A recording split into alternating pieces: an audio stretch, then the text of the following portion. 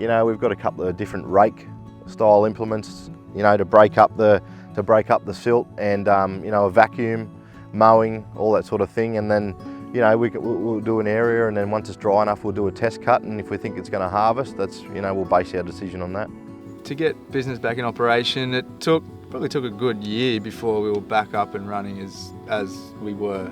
But in saying that, you still have those ongoing issues. And when we were able to harvest paddocks, as Earl was saying before, you can't remove all the silt. So you're cutting rolls so much thicker just for them to roll up, that weight becomes an issue.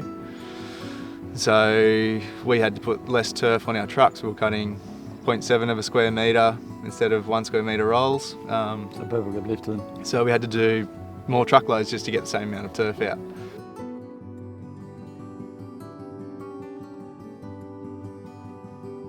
Pre-emerge is just to stop certain weeds pre-emerging in your soil, well, coming up in the soil after you've cut out or disturbed the area. But we do it quarterly, and then straight after we cut. If you have been able to do your pre-emergence properly, it's washed away through the soil with the amount of water that you've had, or it's sitting in the soil.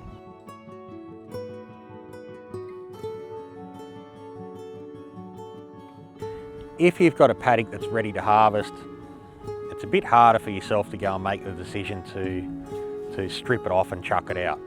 It's yeah, not the easiest decision to make, but sometimes it's just better to cut your losses and start again, logistically and for quality of turf too. You know, if you're ending up with a new product again, something that's not stale and whatnot, it can be better for the end user.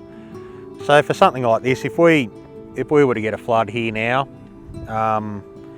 depending on what was left on here, if there was just a bit of silt, we might let it dry up.